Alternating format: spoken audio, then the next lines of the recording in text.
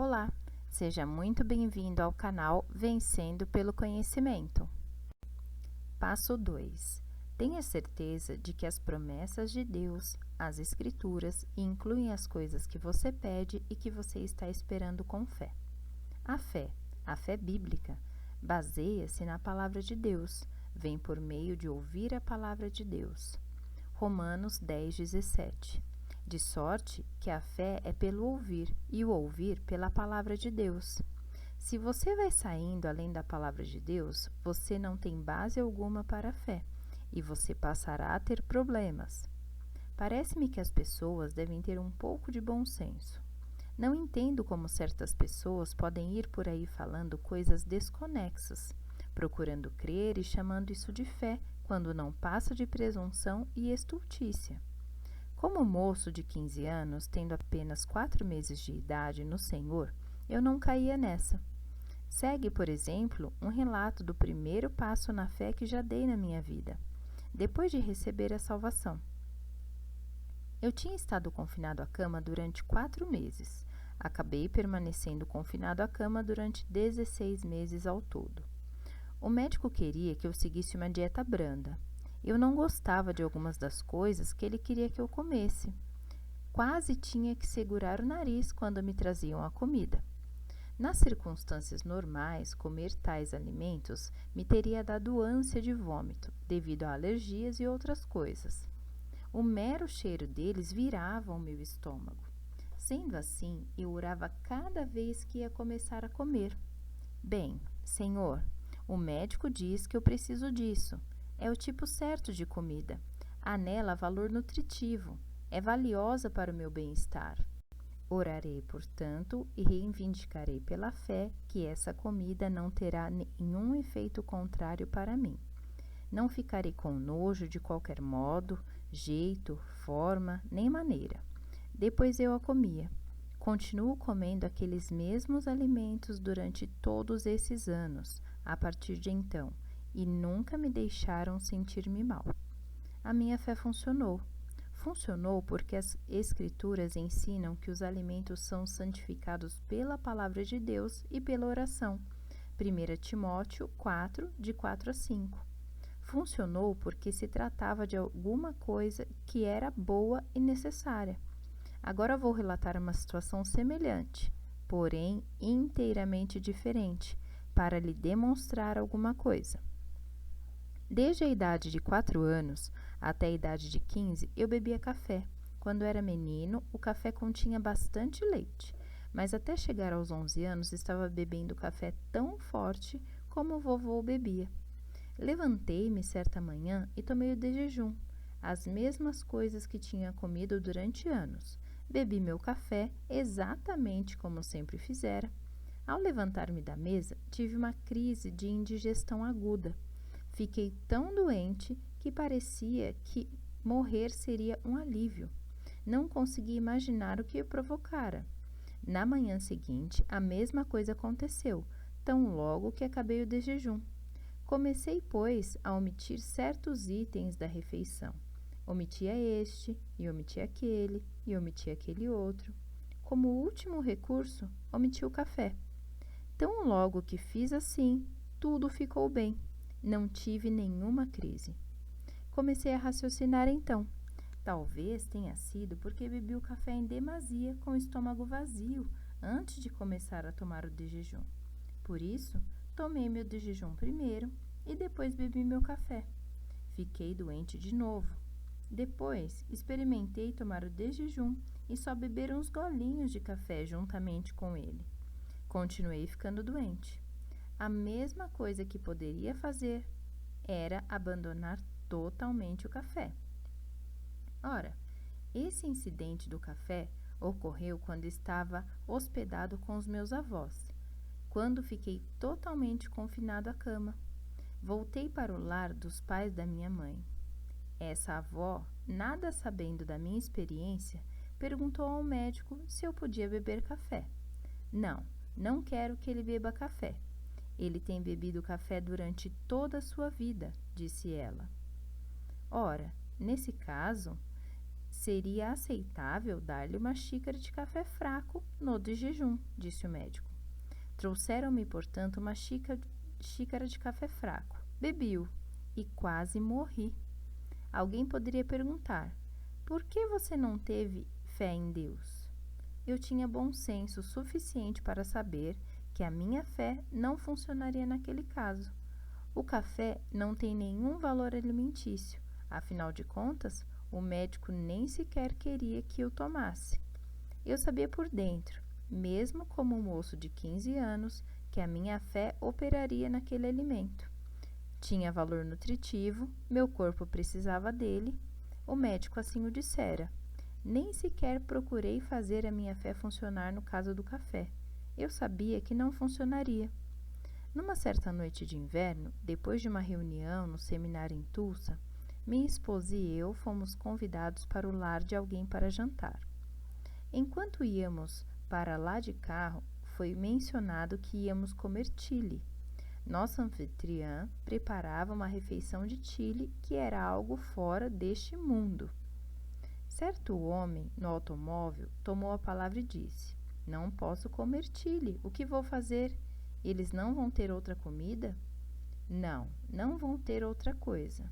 Nós sabíamos, noutra ocasião, já tínhamos provado o chili dela, e por isso mesmo tínhamos planejado esse jantar. Aquele homem continuou: tenho úlceras, não posso comer chili. Eu disse: irmão, não se preocupe com isso, de modo algum. Eu vou santificar a comida e você poderá comer tanto quanto quiser. Não terá nenhum efeito contrário a você. O chili é um guisado de carne com pimentão picante. Ele me contou, anos mais tarde, que quase duvidava daquilo que eu dizia, mas depois resolveu: não vou duvidar. Ele disse: sabe, irmão Reagan, comi uma tigela de chili. Depois comi outra. Acabei comendo 3 tigelas de chili e não teve o mínimo efeito contra mim. Não somente isso, mas desde aquele dia até hoje, nunca mais tive outro sintoma de estômago ulcerado. Ele tinha o direito de ter fé para esse propósito. Tenha bom senso suficiente para saber onde a sua fé funcionará e onde não funcionará, e não saia além da palavra de Deus. Além da palavra. Você fica com problemas quando você sai além da palavra de Deus, e isso me preocupa no tocante de muitas das coisas que algumas pessoas ensinam, novas revelações e assim por diante. Certo ensinador visitou um dos meus cultos numa determinada noite. Alguém que estava dirigindo a reunião reconheceu e pediu-lhe que falasse poucas palavras. Enquanto ele falava na plataforma, eu sabia o seguinte no meu espírito: esse homem não está certo. Ele não é genuíno. Ora, não quero dizer com isso que devemos ter um espírito de crítica e pôr defeitos. Não devemos possuir tal coisa. Mas creio que o Espírito de Deus nos alertará e nos livrará de problemas e dificuldades se nós o escutarmos. Embora esse homem fosse salvo e cheio do Espírito Santo, senti no meu espírito que ele tinha ficado fora. Se você não escutar a Bíblia, nem ficar com a Bíblia, você poderá desviar-se. No decorrer do tempo, esse homem estava ensinando numas conferências avivalistas numa cidade grande. Um amigo meu, sendo ele mesmo um ensinador bíblico com mais de 35 anos de experiência, contou-me o que aconteceu. Ele me disse: fico até envergonhado, irmão Reagan, porque eu era capaz de ser tão enganado, tão ludibriado. A maioria dos membros da minha classe bíblica foi às conferências dele. Havia algumas coisas que não estavam bem certas, desde o início, mas eu queria dar ao homem um voto de confiança apesar das dúvidas. Então, certa noite, aquele coitado realmente ficou fora do caminho em certas doutrinas.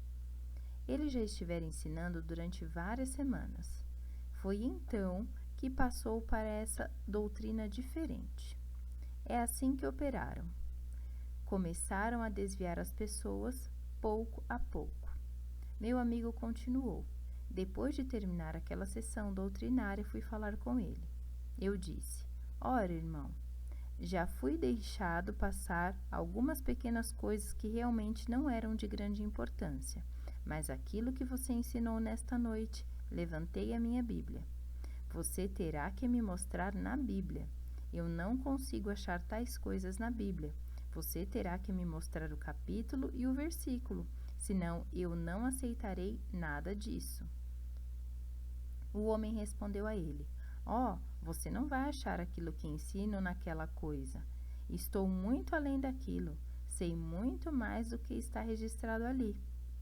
Quando eles sabem tanto mais do que aquilo que está na Bíblia, já foram muito longe, demais para mim.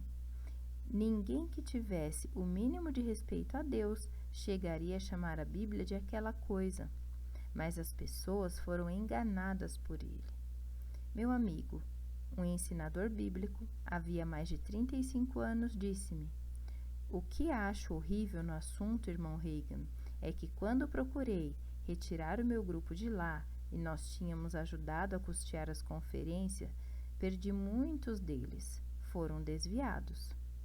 Uma pequena mulher chinesa que tinha sido budista durante a maior parte da sua vida não foi desencaminhada, embora só tivesse 4 meses de idade no Senhor quando aconteceu isso. Seus pais tinham chegado da China quando ela ainda era menina. Abriram um comércio, ela e a irmã passaram a dirigir o negócio quando os pais ficaram muito velhos. A mãe ficara confinada à cama. Os médicos não podiam ajudá-la. Oraram a Buda. Tinham uma estátua do Buda no valor de milhares de dólares no porão da sua bela casa. Mas a velha mãe não recebeu nenhuma cura. Ouviram falar de um reavivamento de cura divina que estava sendo realizado na cidade. Era na igreja onde meu amigo, o ensinador bíblico de 35 anos de experiência, estava ensinando a uma grande classe bíblica, e resolveram carregar a velha para aquela reunião. Ela recebeu a cura e a salvação. A jovem mulher chinesa nasceu de novo e depois levou seu pai e sua irmã à salvação. Como crente recém-nascida, foi com a classe bíblica do meu amigo para a referida série de conferências avivalistas. Ela me contou, quando eu estava naquela igreja dirigindo conferências, algum tempo mais tarde. Na primeira ocasião em que ouvi aquele sujeito, algo dentro de mim disse: não tenha nada a ver com aquele sujeito. Não volte mais para escutá-lo. Ele é falso. Pense nisso. Aqueles cristãos mais antigos, alguns deles salvos e cheios do Espírito Santo havia 35 anos e mais, foram logrados. Uma nenê na fé, nem sequer com a plenitude do Espírito Santo, sabia a diferença. Os demais engoliram tudo e ficaram totalmente atrapalhados. Não é trágico?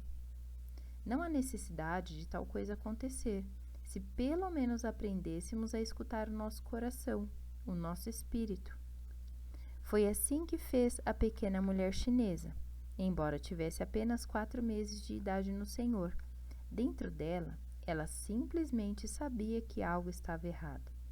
E aquilo que ela ouviu naquela noite talvez nem fosse muito errado. Foi posteriormente que ele começou a propagar muita coisa falsa. Eu também sabia, quando era mocinho e quando tinha apenas 4 meses de idade no Senhor, que a minha fé não iria funcionar com café. Logo, nem procurei fazê-la funcionar. Eu sabia que funcionaria no caso dos alimentos. A presunção. Tenha certeza de que as promessas de Deus abrangem as coisas que você está pedindo pela fé. Você tem o direito de ter fé de que receberá qualquer coisa que a palavra de Deus promete a você. Mas se você vai além daquilo, você se aventurou na presunção ou na tolice. Por exemplo, às vezes há solteiros que, porque receberá aquilo que pede, escolherá alguém e o reivindica como cônjuge. Tem o direito, porque há base bíblica para isso, de reivindicar uma esposa ou marido. mas nem necessariamente tem o direito de simplesmente apontar alguém e dizer: vou reivindicar ele ou a ela. Aquela pessoa tem algo que ver com o assunto? Tem o direito de ter fé em Deus para obter uma esposa ou um marido, mas devem deixar que o Senhor lhes envie um. Um jovem que foi formado num seminário tradicional estava em algumas de nossas conferências avivalistas no Texas. Recebera a plenitude do Espírito Santo e fora expulso da sua denominação. Certo dia, convidou minha esposa e eu para almoçar com ele, e ali participou. Vou me casar. Oh, disse a minha esposa, quem é a moça sortuda?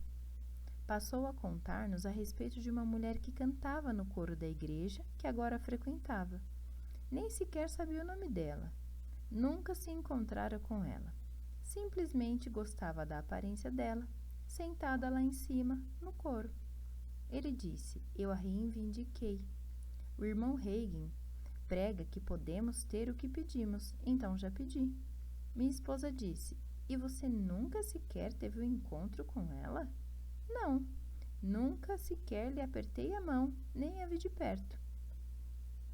Ora, se ele ficasse mais de perto, talvez ela lhe parecesse menos atraente do que à distância. Além disso, ela teria a escolha dela no assunto. Ele não poderia cancelar a vontade dela. Ele tem o direito de reclamar uma esposa pela fé. A Bíblia diz: o que acha uma esposa, acha o bem e alcançou a benevolência do Senhor.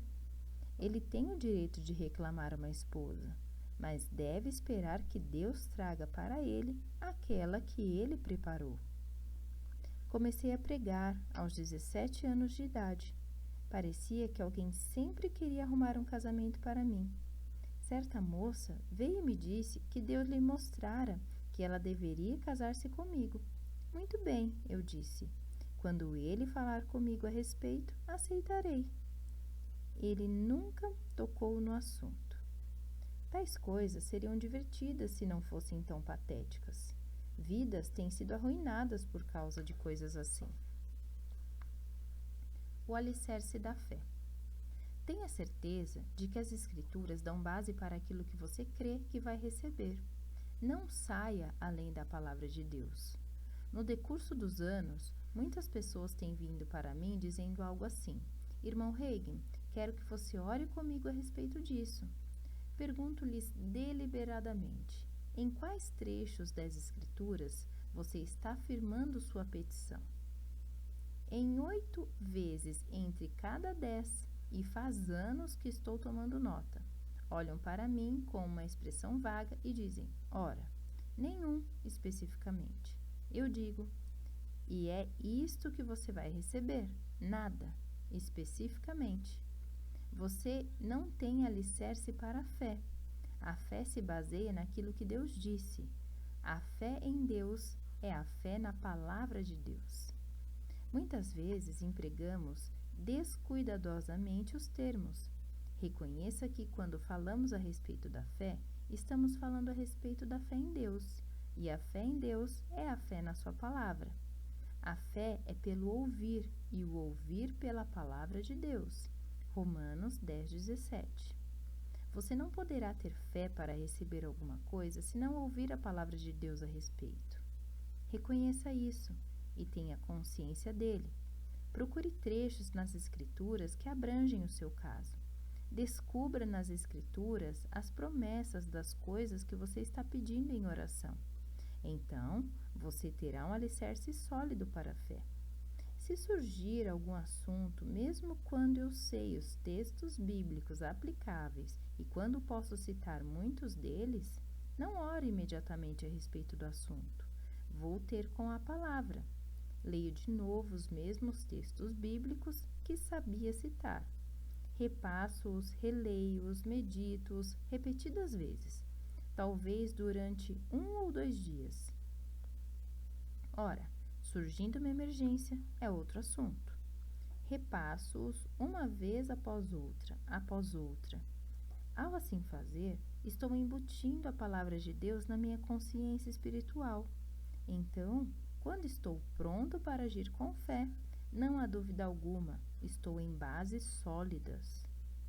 Não quero me colocar no centro da atenção, conto isso para glorificar a Deus e a sua palavra. Nenhuma só vez, em mais de 40 anos, uma oração minha passou sem receber a resposta. Você deve entender, porém, que me refiro às coisas que dizem a respeito a mim mesmo, individualmente. Quando a gente ora a respeito de outras pessoas, a vontade delas também entra no meio. No que diz respeito a mim mesmo, individualmente, nunca orei a respeito de alguma coisa sem a receber. Às vezes, a resposta demora um pouco. Eu simplesmente firmava-me na palavra em todos os momentos possíveis. Meditava durante horas sobre textos bíblicos que abrangiam aquilo que estava esperando pela fé. Então ficava crendo só naquilo. Eu tinha um alicerce seguro para a fé. Às vezes eu tinha que fazer ajustes antes de a resposta puder manifestar-se. Fazia-os prontamente.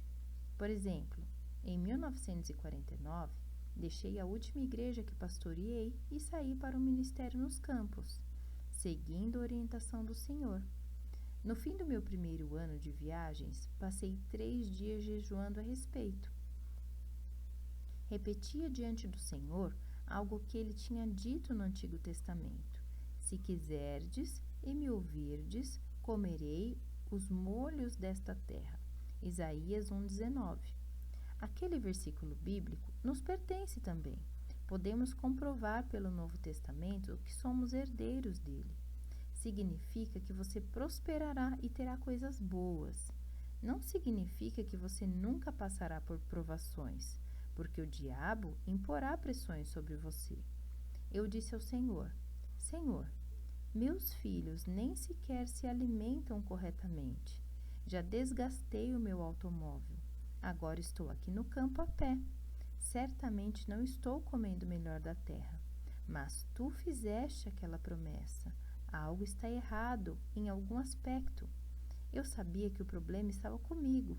A culpa nunca é de Deus. No terceiro dia do meu jejum, tão claramente como alguém falando, o Senhor disse: aquele texto que você continua citando para mim diz: se quiserdes e me ouvirdes.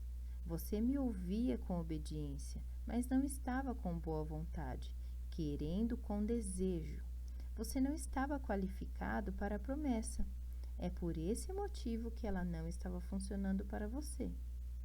Eu continuava procurando aumentar a parte da obediência. Ele tocou a parte do querer.